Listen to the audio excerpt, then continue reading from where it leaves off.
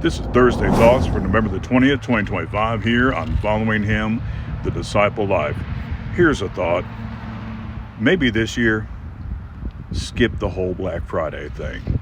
Now, you know what I mean when I say the Black Friday thing.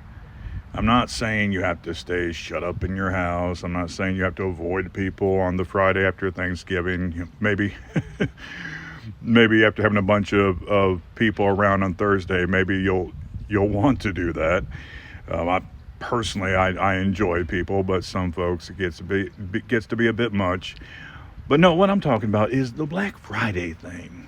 You know, the losing sleep and stressing about the sales and spending sometimes hours in line, and the sometimes just all the angst and strife that we see over people trying to find deals for Christmas, this holiday that's supposed to be about, joy and all these positive things, that when you look at some of the stuff that has occurred and goes with Black Friday, doesn't really line up.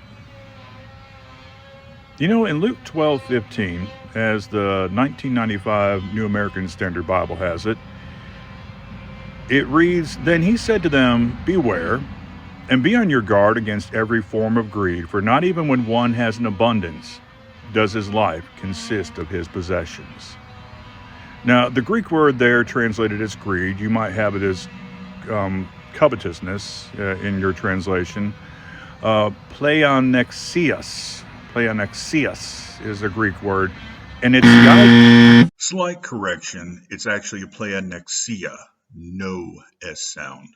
My mistake. And it's the idea. It's a combination of a Greek word that translates as more and a Greek verb. Now, in this case, it's as a noun, but it comes from the Greek word for more and the Greek word for have. So more have is a literal way to render this, and so it kind of covers both greed and covetousness. It's like a mindset. Be on guard against stuffism, materialism.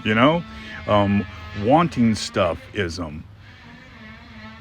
It's fine to get sales and discounts and all that. That can be part of stewardship. There are going to be sales.